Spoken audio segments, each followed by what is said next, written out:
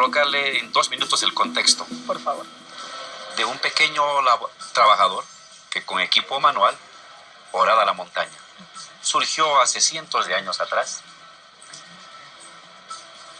Y por supuesto que conforma parte del sector popular de nuestro país.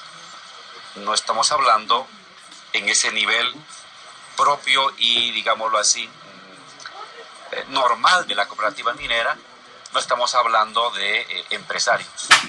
Pero con el tiempo, este sector popular ha ido creciendo en número y ha ido creciendo en algunos lugares en términos de capacidad económica.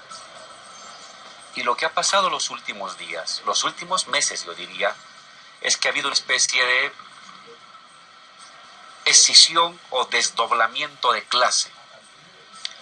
Se han comenzado a diferenciar un sector de cooperativistas, de socios muy ricos, y un sector de cooperativistas, labradores, pobres, humildes. Y este sector más privilegiado ha comenzado a tomar una posición de enfrentamiento hacia el gobierno y de búsqueda de privilegios que son intolerables. A partir de ello, no solamente del conflicto que ha habido la semana pasada y de los muertos, sino de este proceso de desdoblamiento de clase que ha surgido al interior del sistema cooperativo, es que el gobierno ha tomado 5 medidas muy importantes que las resumían los ministros y que yo aclaro a las personas que nos ven en América Latina. La primera medida es aquellas áreas mineras que se les otorga al sistema cooperativo. Ojo, el sistema cooperativo está reconocido por ley y por constitución. Y nosotros somos respetuosos del sistema cooperativo, del verdadero sistema cooperativo. A las cooperativas mineras que tengan áreas de exploración, de producción o de potencial trabajo minero, pero que no las estén utilizando, que las estén ahí guardando para engorde, pasan nuevamente al Estado. De igual manera, el Estado siempre las entregó listas para operar. Ya aprobadas por el Estado. Aquellas áreas, beneficios ya. Claro, aquellas áreas que están siendo trabajadas, se las respeta. Nadie las toca. Porque forman parte de nuestra economía plural. Las que las están trabajando, se las respeta. El Estado le dio al cooperativista para que las trabaje, para que obtenga su sustento. Pero si él, en vez de trabajarlas, las arrienda a un empresario privado y las ganancias del empresario privado van a él y no al Estado, ese contrato queda anulado. La empresa que produce seguirá produciendo. Los obreros que están trabajando en esa empresa seguirán trabajando. Pero ya ese falso cooperativista, que en verdad se ha convertido en un subarrendatario, ese ya no tiene el contrato, ya no recibirá ganancias. Directamente la empresa privada tendrá que pagar los impuestos al Estado.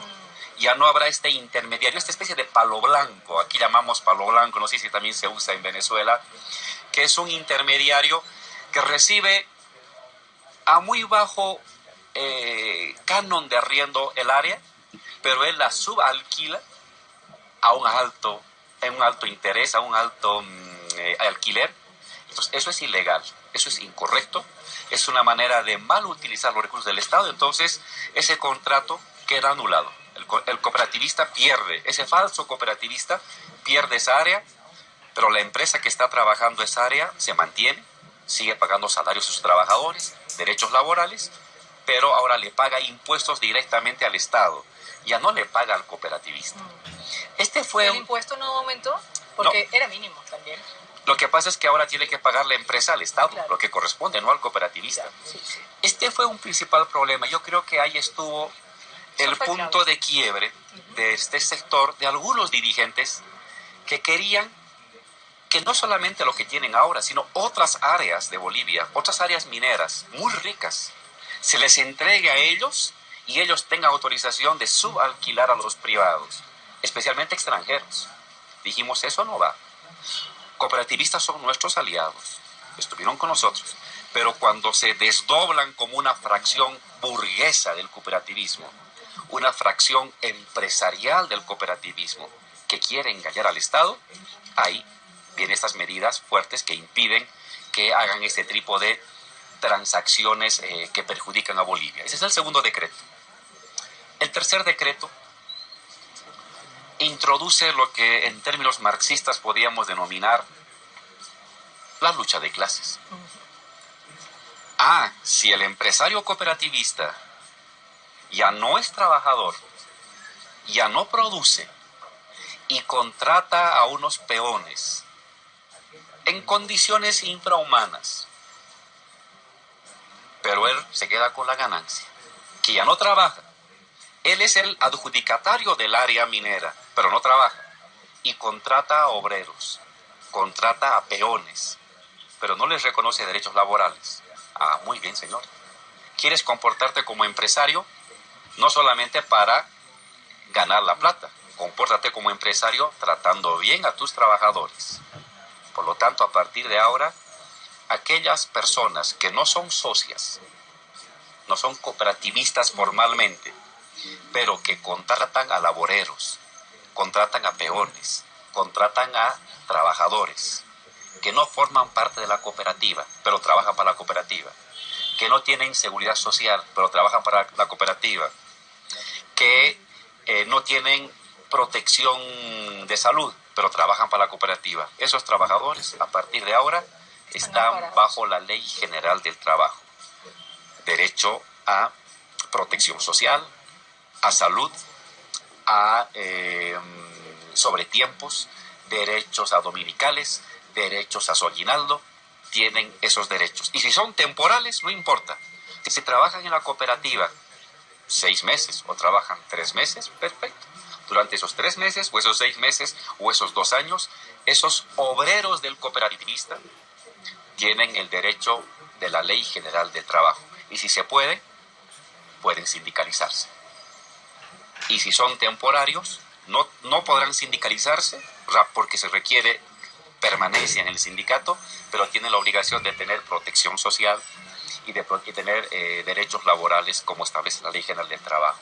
Este es el tercer decreto que introduce a este desdoblamiento de clase que hubo en las cooperativas, una especie de aburguesamiento de unos sectores privilegiados, se desvirtuó el principio cooperativista. Si hay eso, pues entonces que haya lucha de clases.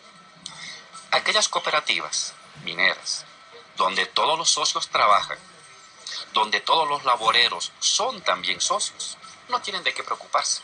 Nadie va a molestarlas, respetamos y garantizamos su labor como cooperativa minera y con ellos vamos a entablar los acuerdos, los avances, porque forman parte del pueblo.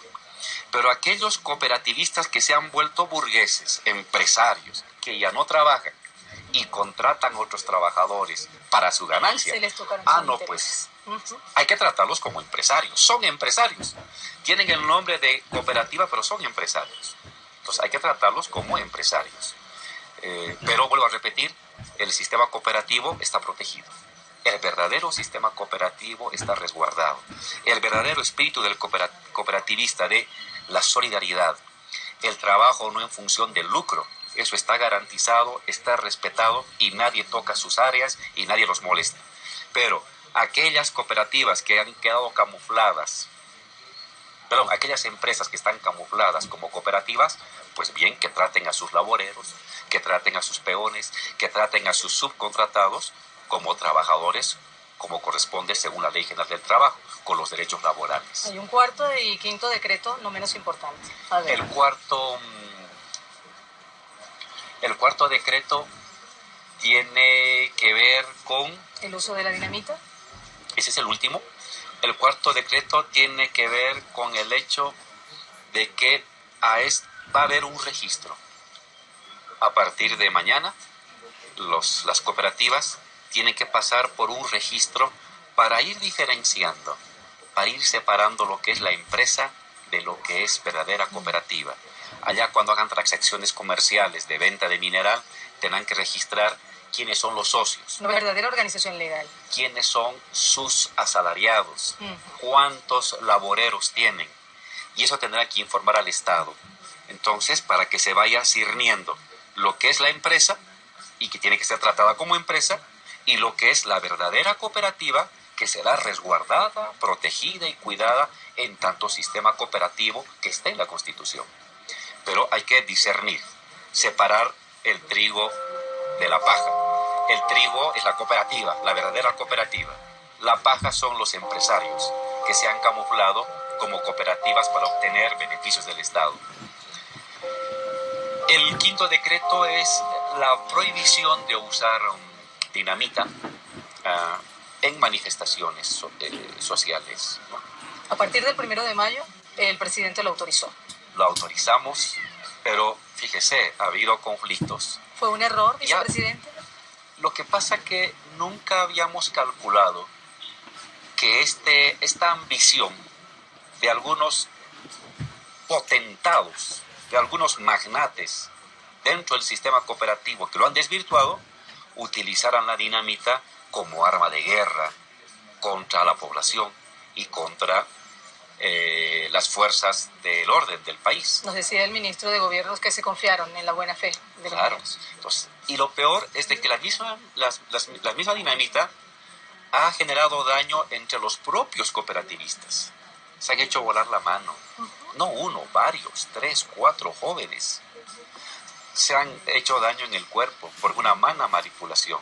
Entonces, la dinamita para el trabajo, perfecto.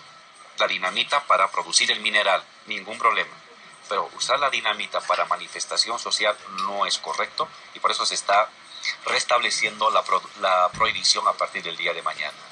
Uno de los planes era justamente explotar ductos, era ocasionar una masacre, era avanzar hasta la paz, era tomar las instituciones, vicepresidente. Se intenta reeditar 2003, quizá. Usted ha manifestado preocupación en torno a eso. Sí. Este desdoblamiento de clase entre el laborero, humilde, trabajador y esforzado, a quien respetamos, y este pequeño grupo de potentados, pequeño grupo de burgueses del sistema cooperativo, ha llevado a que este núcleo privilegiado no solamente manipule y obligue a sus laboreros a salir a las movilizaciones, sino que tenían mayores ambiciones económicas y ambiciones de poder. Y eso no lo vamos a permitir. Hemos establecido con claridad de que estos pequeños grupos querían que el Estado les concesionara otras áreas mineras, muy ricas, especialmente en plata, en estaño, en wolfram, y ellos no le iban a explotar, iban a entregar a una empresa extranjera. Por ejemplo, si usted va al siglo XX, el siglo XX es una mina que tiene más de 130 años de vida, y ahí salió mucho estaño. Todo el estaño que Bolivia vendió en el siglo XX salió de ahí, y las sobras del estaño se llamaban descartes, relaves. Se han convertido en gigantescas montañas. Hoy tienen mucho mineral todavía, pero se requiere una tecnología muy sofisticada. Eso, que es un patrimonio de los bolivianos, querían entregar a una empresa canadiense, querían entregar a una empresa norteamericana. Dijimos, no, señores, no, es porque eso no es cooperativismo, eso es transnacionalización de la economía. El cooperativismo es el trabajo asociado de las familias y eso se valora. Pero cuando uno quiere convertirse en palo blanco de empresas transnacionales, se detiene, y en medio de eso hubo intencionalidades políticas de presionar al gobierno para obligarnos a que les diéramos esa concesión para entregar a extranjeros. Y no, lo íbamos a aceptar. Y hubiera sido una aventura terrible para ellos el querer venir aquí a La Paz a tomar instituciones, porque el pueblo no los apoya. Las batallas siempre se ganan con el pueblo, nunca se han ganado a la fuerza. En Bolivia gana quien está con el pueblo. Los movimientos sociales organizados ya manifestaron su respaldo. En 2003 se derrotó a un gobierno criminal con el pueblo, no con la violencia, con la movilización del pueblo. Y vamos a derrotar a los cooperativistas con el pueblo, porque el pueblo es muy sabio, el pueblo apoya causas justas. Cuando alguien viene a reclamar por una demanda justa, trabajo, bienestar, el pueblo lo apoya. Pero cuando uno viene a reclamar privilegios de pequeña oligarquía, de pequeño grupo empresarial burgués, el pueblo iba a rechazarlo. Entonces iba a ser una derrota para quienes intentaran venir a La Paz para presionarlos. Y usted sabe que con el presidente Evo tenemos una misión muy clara: defender los intereses del pueblo boliviano. Y nos pueden presionar como les dé la gana. Nosotros no vamos a ceder. Somos gente de batalla. No nos atemoriza la violencia de este pequeño núcleo. Y vamos a responder con las facultades que nos da la Constitución, pero fundamentalmente con el pueblo. Y el pueblo paceño es un pueblo que siempre ha apoyado las causas justas y siempre se ha movilizado en contra de las causas injustas. Hoy hablamos de conspiración en Bolivia. Estamos hablando de hechos que ya son sistemáticos, ya son consecuentes.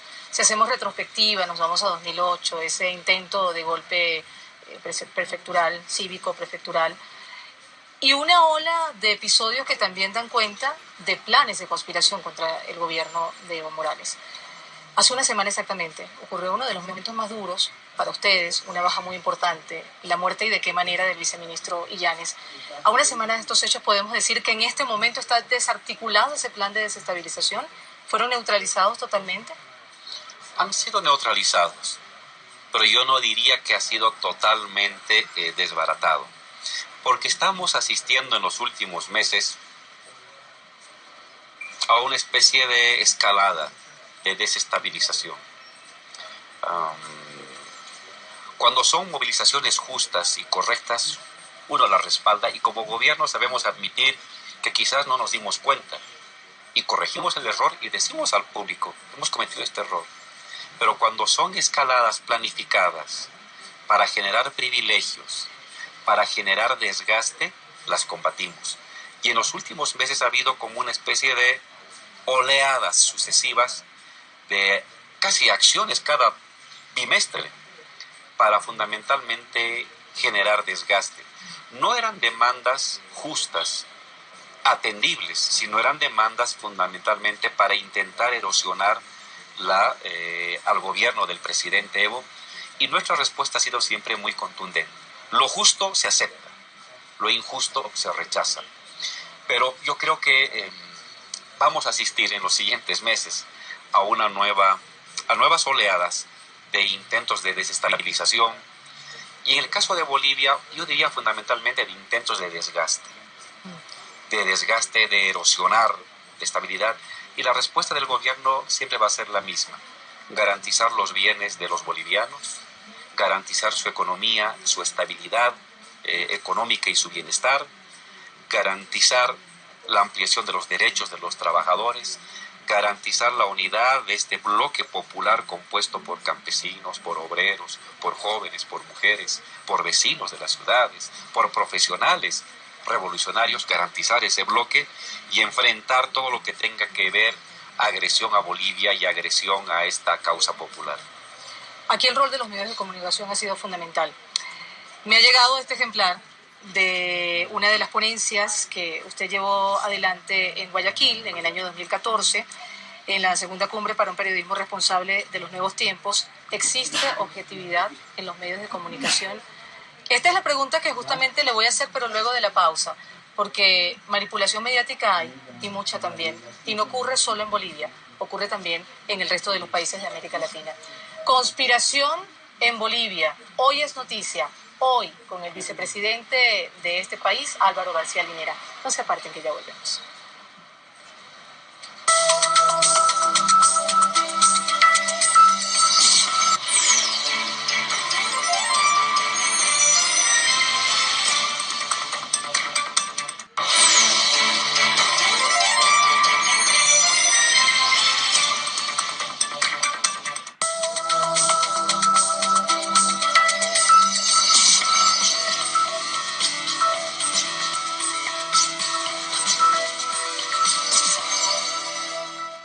Hoy Bolivia es noticia, conspiración en este país, el rol de los medios de comunicación, manipulación mediática, golpes de estado suaves a través de operaciones psicológicas donde los medios de comunicación jugamos un rol fundamental. ¿Existe objetividad en el periodismo, en los medios de comunicación? A ver, no me va a hacer la ponencia tal cual como lo hizo en Guayaquil, pero sí nos interesa brevemente que nos hable de esa objetividad que tanto cuesta. En términos estrictos no hay objetividad en los medios de comunicación, porque cuando uno da una información, da un hecho, relata un hecho, lo hace a partir de su criterio. Hoy, ¿qué puedo reflejar de usted? Puedo contar sobre sus ojos, sobre la ropa abrigada, o las preguntas que usted me hizo, o la amistad que tiene con compañeros aquí de Bolivia. Todos son hechos. Y según mis prioridades, según mis preocupaciones, voy a fijarme en uno o en otro aspecto. Entonces, cualquiera sea el hecho, nunca es reflejado objetivamente. El periodista, el relator, introduce un sesgo. Y eso es normal, y no hay por qué, digámoslo así, sorprenderse. Lo importante es que uno sepa que es así, y que para ser leal a un público, porque un periodista cumple una función privilegiada, es el portavoz de lo público, es decir, de lo común. La diferencia entre usted y un ciudadano de la calle es que el ciudadano habla y le oye a su mamá, su hermano y su tío. Usted habla y lo oyen miles de personas. Entonces, uno lleva una responsabilidad. Tiene que decir, bueno, yo lo que diga siempre va a llevar un sesgo. Entonces, me voy a esforzar que para que la gente tenga una mirada más completa del suceso, factores influenciadores, haya también otras miradas, haya otras reflexiones sobre el mismo suceso, y entonces el público, el que nos está mirando ahorita en América Latina y el mundo, tenga una mirada más diversa del mismo suceso y él saque su conclusión. Pero cuando viene a decir a alguien, yo tengo la verdad objetiva, mentira. Yo tengo la pepa, yo tengo el núcleo, la exclusiva, es mentira. Usted está introduciendo parte de su criterio y es normal que lo haga, pero el público que lo sepa, y para combatir eso, dé una contraparte, involucre a otros actores, informe también desde otros puntos de vista para que el público que nos vea saque su propia conclusión personal. Ese es un tipo de periodismo crítico. ¿Y qué pasa en Bolivia con los medios de comunicación? Pues en Bolivia ha pasado un fenómeno muy, muy curioso, y en América Latina ha habido una crisis política en los años 2000, 2001, 2003, Bolivia en 2005. Una crisis política que ha llevado a una crisis estatal, crisis de ideas, crisis de partidos, crisis de ideología dominante, y ha emergido lo popular. Entonces, esta crisis ha sido tan fuerte, no solamente que ha barrido los viejos discursos conservadores, sino que también barrió los viejos partidos. Y la derecha quedó desorganizada. Y es la irrupción de los gobiernos progresistas y populares. ¿Qué hizo la derecha? ¿Y qué hicieron los ideólogos de la reconstitución de la derecha en América Latina? Atrincherarse en los medios de comunicación, en algunos. Algunos medios de comunicación, en el caso de Bolivia, estoy seguro que en América Latina, son protopartidos políticos. Juegan un papel de organizador político de las fuerzas conservadoras. En Bolivia, el año 2007, 2008, 2009, no teníamos partidos políticos de la derecha fuerte. Lo que teníamos eran unos medios de comunicación que cada día a las 7 de la mañana, a la 1 de la tarde, a las 8 de la noche, a las 10 de la noche, marcaban línea de ataque, de mentiras, de infamias, de calumnias contra el gobierno. Y entonces lo que hicimos para enfrentar eso es denunciarles que no eran objetivos, de que eran partidos políticos camuflados, que no hacían información, hacían política, diversificar los medios de comunicación para que el pueblo tenga otras opciones de conocimiento y aprendizaje, como Telesur. Y ahora en señal abierta muy pronto acá en Bolivia, por cierto. Correcto, de eso se trata, de diversificar los medios y a la vez apelar a la conciencia crítica de la población para que sepa diferenciar esta acción política descarada de algunos medios de lo que es un papel formativo y educativo que tienen que cumplir los medios. Pero eso sucede en toda América Latina. Hay una especie de sustitución del partido político por algunos medios de comunicación. Vea usted ahora algún periódico aquí en Bolivia, Página 7, por ejemplo. Es un periódico que pertenece a los ex ministros de Sánchez de Lozada. Calumnias, titulares que mienten. Todas las fuerzas de la derecha escriben en ese periódico. No existe para ellos lo que hace el gobierno. O cuando aparece el gobierno es para criticarlo, para mostrar que está equivocado. Y cumplen el papel que ustedes estudien, ciencia de la comunicación, de la profecía autocumplida. Tanto dicen o proponen una cosa que luego se cumple. Bloqueo de caminos. La anterior semana, el titular: mañana se inicia bloqueo de caminos. Y el día de mañana no había. Nuevo titular del día siguiente: ahora sí, mañana se inicia bloqueo de caminos. Y no había bloqueo de caminos. Al cuarto día de lo que el periódico decía que iba a haber bloqueo de caminos, recién va a haber bloqueo de caminos. Claro, el periódico fue una especie de instructivo político, partidario, para lanzarse al bloqueo de caminos y para respaldar ese bloqueo de caminos. Motor impulsor de la acción. Entonces, cuando uno ve ese tipo de periodismo, dice, eso no es periodismo, eso es simplemente panfletería política. Hay ese tipo de medios. Lo importante es saberlos combatir con la verdad y derrotarlos con la verdad, con la pluralidad y con la conciencia del pueblo. ¿Cómo lo combate el gobierno boliviano? Y le pregunto porque justamente ayer recibíamos la información por parte de nuestro corresponsal Freddy Morales de esta ley para ampliar licencias de funcionamiento para la radio y la televisión, que fue dada a conocer justo este día miércoles. Antes de que nos dé su apreciación, además de la democratización de la comunicación tan necesaria en este momento, en este país y en el resto de la región, vamos a ver esta nota que justamente ha preparado nuestro corresponsal permanente en esta nación del altiplano. La promulgación de una ley para ampliar licencias de funcionamiento para la radio y la televisión fue el escenario para coincidir con algunas críticas del gobierno sobre el rol político de algunos comunicadores. La especulación ha destrozado vidas, el creer que uno conoce toda la información y no tener las fuentes apropiadas hace que solo vivamos de coyunturas. Alguno que otro colega de pronto habló de periodistas, no entienden el significado de todo esto, ¿no? Y distorsionan absolutamente el espíritu que persigue un medio de comunicación de brindar una información responsable. El director de una red de televisión comparó a la papa, que tiene más de 400 variedades, con la variedad de medios de comunicación, criterios y necesidades de la sociedad. Pero la propia papa también tiene sus secretos. No solamente sirve para alimentar. En el fondo, si uno come las hojas de la papa puede morir envenenado. Lo que hay que comer es el tubérculo. En los medios de comunicación, en el periodismo, también hay un peligro de envenenarse. Ese peligro se llama mentir a sabiendas de que se está mintiendo. Una de las anécdotas recientes y abierta mentira desde la oposición mediática fue divulgar que una ministra de Estado fue embarazada por uno de sus colegas. Tienen que entender los periodistas en especial que afecta a la familia de la ministra.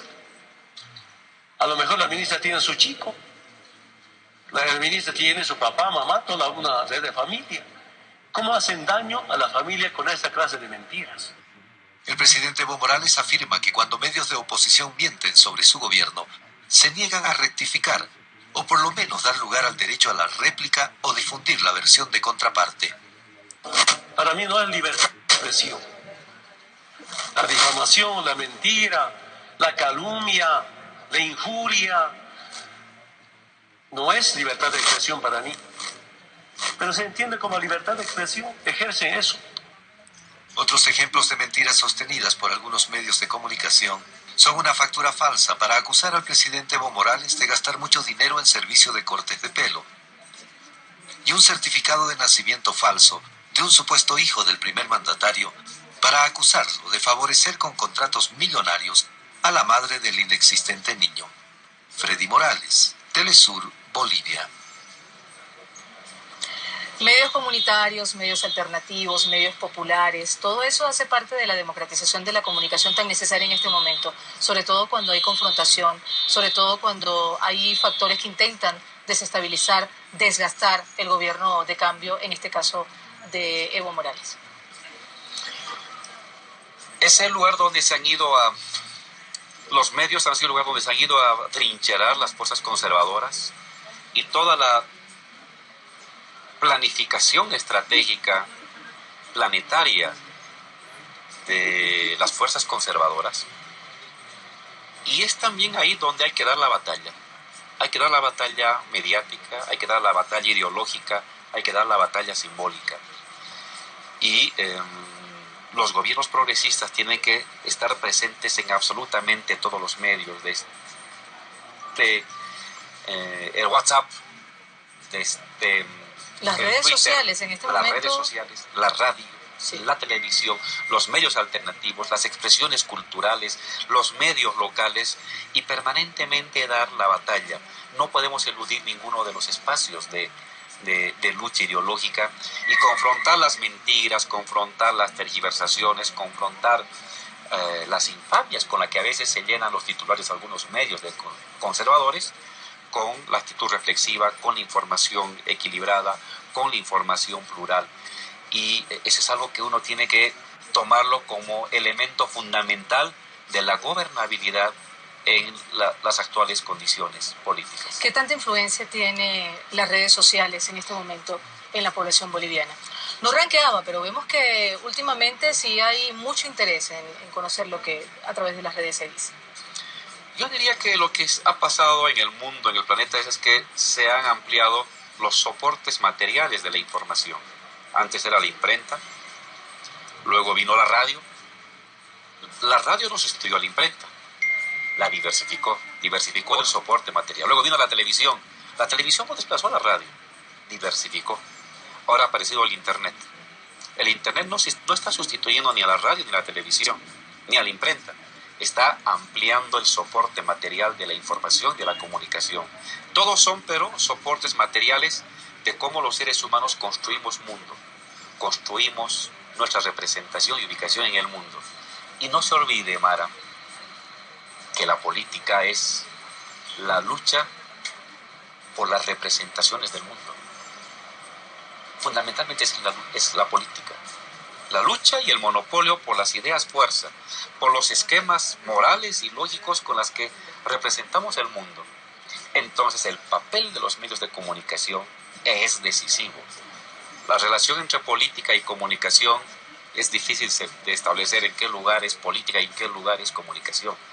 Se entrelaza con. Y entonces, al entender ello, un gobierno, un proceso revolucionario, los movimientos sociales no pueden bajar la guardia. Se hace política en las calles, sí, se hace política en las asambleas también, pero también se hace política a través de los medios, a través de las ideas, a través de los comunicados, a través de las reflexiones, a través de los símbolos que uno está representando en los medios.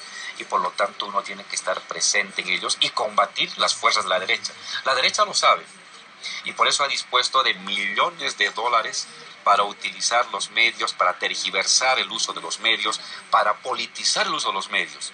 Y nosotros no podemos combatir eso simplemente dando la espalda, ¿no? Hay que combatir, pero con armas nobles. El pueblo siempre ha ganado con la verdad. El pueblo nunca ha ganado por el dinero, nunca ha ganado con la infamia, nunca ha ganado con la mentira. Pero ¿qué tanto sucumbe frente a la manipulación? Y se lo preguntamos porque incluso tenemos, y ya lo vamos a presentar, un trabajo donde hacemos ese recuento de lo que han venido haciendo las manipulaciones tras manipulaciones acá en Bolivia. Poníamos el ejemplo hace minutos de aquel intento de golpe cívico prefectural, la novela que también se generó todo un escándalo con esto, con el caso del hijo, del supuesto hijo del presidente, de la señora Zapata. Está también lo de los discapacitados, está lo de la supuesta aprehensión de los líderes mineros. Es solo un recuento. Vamos a presentarlo para luego seguir conversando sobre esto, vicepresidente. En rueda de prensa, el ministro de la Presidencia de Bolivia, Juan Ramón Quintana, repudió las acusaciones hechas contra el presidente Evo Morales de supuestamente favorecer con millonarios contratos a la firma Chinamac, de la que su expareja era alta ejecutiva. En febrero de este año, antes del referéndum sobre la posibilidad de una nueva reelección para Evo Morales, el periodista Carlos Valverde había asegurado que el presidente mantenía una relación con la empresaria Gabriela Zapata, de la cual habría surgido un hijo que el presidente había mantenido oculto. El procurador general de Bolivia, Héctor Arce, señaló que la justicia determinó que no existe un supuesto hijo del presidente Morales, como lo había asegurado la abogada Gabriela Zapata, previo al referéndum del 21 de febrero.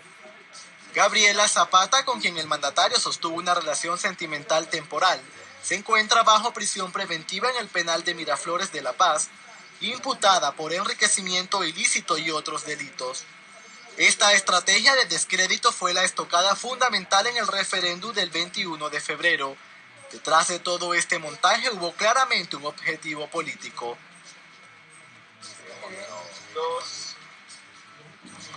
Estrategia de descrédito.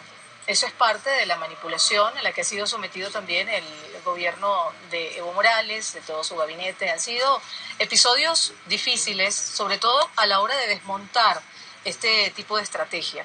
Es ahí donde justamente una buena política comunicacional es necesaria, es importante, es determinante. ¿Cómo la evalúa usted? ¿Qué hace falta hacer en este momento en Bolivia en relación a esa política comunicacional, después de todo lo que han enfrentado en este sentido? Lo último que hemos enfrentado, Mara, es una devaluación de los principios morales. Todo el tratamiento del supuesto hijo del presidente, la manipulación criminal de un niño, para que suplante a un supuesto hijo. La confabulación de canales de televisión, de medios escritos, de CNN, que se suponía que tenía un ápice de ética periodística, de políticos que sabían la verdad porque son sus familiares, son sus militantes los que estaban alrededor del caso y que empujaron y incendiaron aún más la mentira. Muestra que la derecha no tiene límites, que en verdad no tiene moral. Por eso en economía son capaces de vender la patria y no pestañean.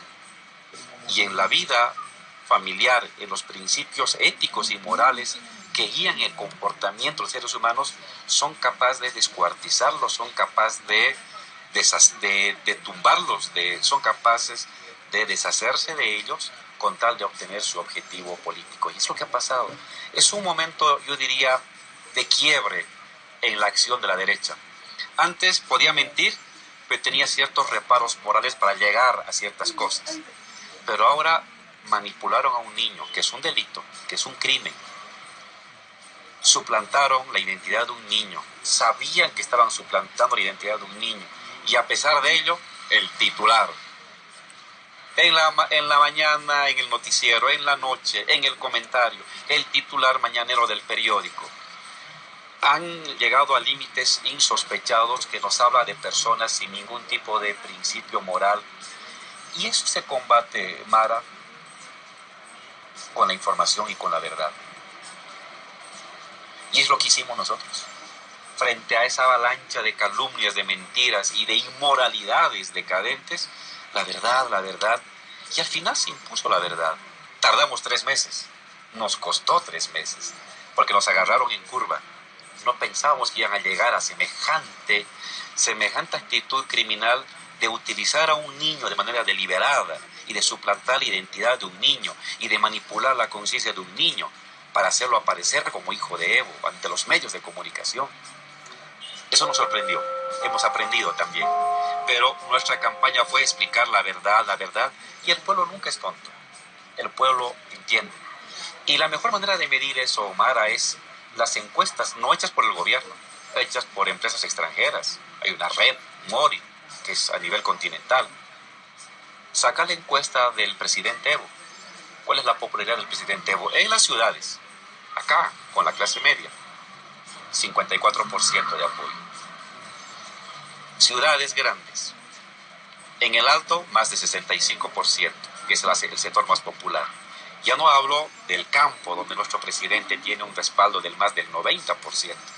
Pese a esa campaña mediática orquestada nacional e internacionalmente y enfrentada, aunque lentamente, pero contundentemente, con la verdad, las encuestas muestran que el presidente Evo mantiene su fuerza, mantiene su liderazgo, mantiene su popularidad y mantiene el apoyo de la población.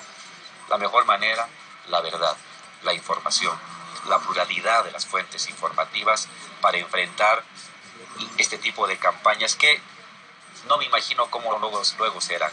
Están tan desesperados de retomar el poder que son capaces de vender a Dios, son capaces de volver a crucificar a Cristo con tal de que la derecha vuelva a recuperar el poder. Y eso hay que enfrentar con unidad y con la información en los barrios, a la gente, a los jóvenes, a las mujeres, a las organizaciones sociales, a la juventud, usando todos los medios al alcance que están disponibles el día de hoy. Usted nos habla del alto nivel de popularidad del presidente Evo Morales. Además hay que tomar en cuenta que Bolivia cuenta con una de las economías más estables, con crecimiento sostenido, se perfila como potencia energética en la región, en el futuro, y esto siempre hemos dicho a lo largo de estos especiales informativos, lo hace bastante apetecible para fuerzas no solo internas, sino para fuerzas externas. De esas conspiraciones, de Latinoamérica en juego, de esa lucha por los recursos naturales, vamos a hablar luego de la pausa. Así que no se aparten, hoy Bolivia es noticia, estamos con el vicepresidente del Estado Plurinacional de Bolivia, Álvaro García Linera. Ya volvemos.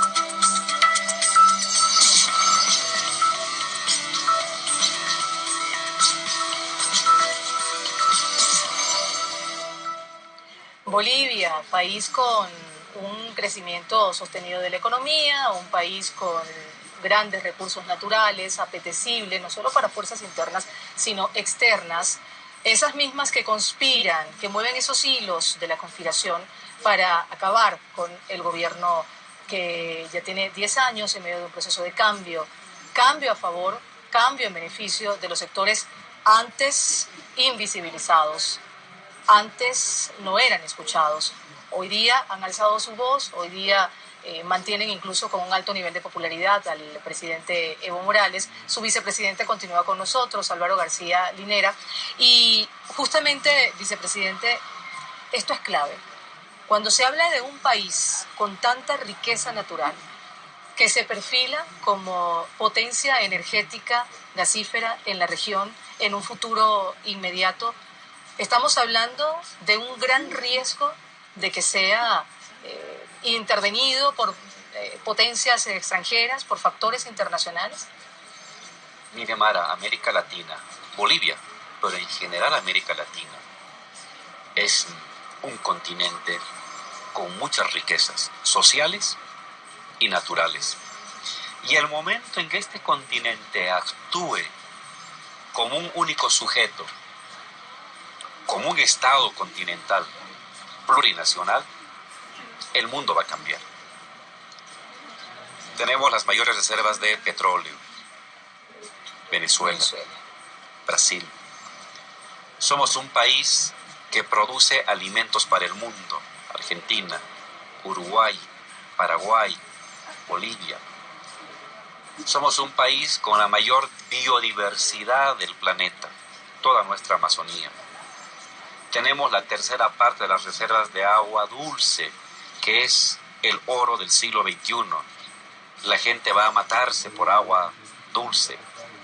La tercera parte está acá, en nuestro continente. Tenemos más del 50% del litio del mundo. Bolivia en primer lugar, Argentina, Chile. El litio no solamente para las baterías de los celulares, el litio para generar electricidad. De aquí a 20 o 30 años, la electricidad que vamos a consumir y el mundo entero va a ser de fusión de átomos de litio, que es un tipo de energía ecológica, controlable, que no genera residuos. El continente tiene 450 millones de habitantes y la mayor parte son jóvenes.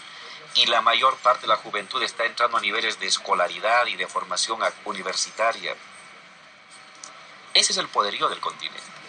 Y ese poderío no puede quedar al margen de las ambiciones, de los intereses, de potencias y de poderíos extranjeros y del apoyo de sus yuncus, aquí diríamos, digamos, de sus agentes sumisos que hay siempre de parte de la derecha local y que buscan querer colocar otra vez al continente bajo la égida y el mando de potencias del norte.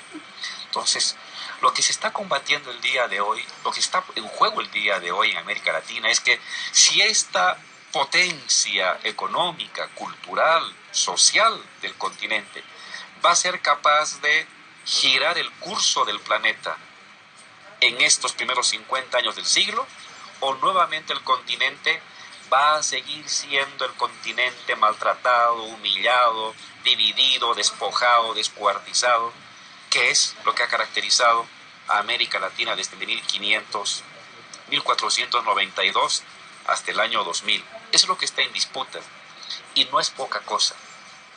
Un continente unido es una modificación del curso de la mundialización del mundo y del planeta y de la economía y de la política. Un continente nuevamente dividido, con gobiernos sumisos, con gobiernos que van a pedir informe a Estados Unidos y Europa y que van de rodillas a pedir apoyo y reconocimiento. Es el continente que lo vimos, es el continente de hace 20, de hace 30, de hace 50, de hace 100 años, y es un continente que fue la cola del desarrollo del mundo. Y eso se está definiendo hoy en nuestros países, en Venezuela, se está definiendo en el Brasil, se está definiendo en Argentina, en Ecuador, en Bolivia. Y es importante que asumamos esa responsabilidad.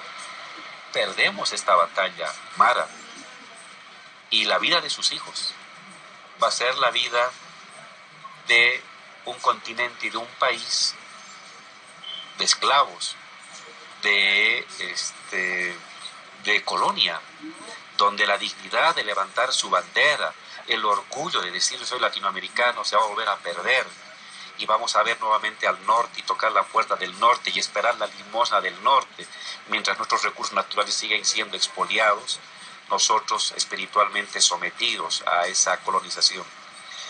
Y si resistimos esta oleada muy dura, muy complicada, no es un buen momento para los gobiernos progresistas, pero si logramos resistir, habremos construido un momento de transición que vuelva a colocar al continente en una posición de unidad y de definición del curso del mundo. Y la clave, Mara, la clave en la que nos estamos jugando todos, la posibilidad de la derrota o la victoria. La primera, la economía. Tenemos que restablecer, haciendo todo el esfuerzo, el bienestar económico de nuestras poblaciones. Está complicado, aunque los precios de los minerales en Bolivia, los precios del gas y del petróleo, pero hay que hacer un esfuerzo para dar un giro de timón, especialmente en otros países hermanos, para restablecer la estabilidad económica. Usted garantiza la economía a la gente le da un espaldarazo de legitimidad. Segundo paso, unidad de las fuerzas populares, de los trabajadores, de los profesionales, de los campesinos, de los jóvenes, de los universitarios. Volver a restablecer las relaciones de unidad con una buena economía que soporte estos vaivenes del mercado mundial y un esfuerzo renovado de restablecer el bloque popular consolidado, el continente va a poder nuevamente salir a flote. Buena parte de lo que ha pasado en Argentina y el Brasil tiene que ver con esos dos hechos. Algo falló en la economía. Y algo falló en las alianzas entre los sectores populares. Entonces, hay que enfocar estos años y estos meses en estos dos temas para remontar este recodo del camino y nuevamente que haya una nueva oleada de gobiernos progresistas y revolucionarios. Yo no estoy de acuerdo con los que dicen que se ha acabado el ciclo, porque cuando uno habla de ciclos, está hablando como de algo fatalmente definido, extranaturalmente definido, extrasocialmente definido. Y no es cierto. La historia nos hacemos los seres humanos. Usted, yo, el compañero, Terremoto que nos está viendo en Venezuela, la compañera, supongo que es una compañera, la hacemos nosotros, la gente que nos está viendo de La Paz, de Bolivia, la hacemos los seres humanos. Y según cómo nos organizamos los seres humanos, para que la historia tome un camino o tome otro. Ahora es un momento crítico, pero no está definido el destino. El destino vamos a definirlo nosotros mismos. Nuestro silencio, nuestra división, nuestra complacencia con la manipulación externa nos lleva a la derrota. Nuestra resistencia, nuestra perseverancia para movilizarnos, nuestro esfuerzo cognitivo para dar medidas que nos den estabilidad económica a nivel continental y restablezcan la unidad, puede volver a llevarnos a que retomemos la iniciativa, no este año, pero en los siguientes años. Yo confío en una nueva oleada de ascenso popular en el continente que permita rescatar a los latinoamericanos de las garras de poderes externos que nuevamente quieren llevarnos al sometimiento. Esa fórmula sirve de reflexión final hoy cuando Latinoamérica está en juego, cuando ese riesgo latente ha hecho justamente que diseñemos esta serie de programas. Lo hicimos anteriormente en el Ecuador, lo hacemos ahora en Bolivia, atentos a lo que ocurre en Brasil, luego de la destitución de Dilma, lo que ocurre en Venezuela. Es el leitmotiv de nuestro programa. Hoy Bolivia es noticia. Agradecemos enormemente al vicepresidente Álvaro García Linera por habernos acompañado a pesar del frío. Ya usted está acostumbrado. Muchas gracias, María, a todo el equipo de Telesur, nuestros hermanos. Gracias por estar con nosotros en este momento. Nosotros también estamos con América Latina. Feliz noche para todos. Será hasta una próxima oportunidad.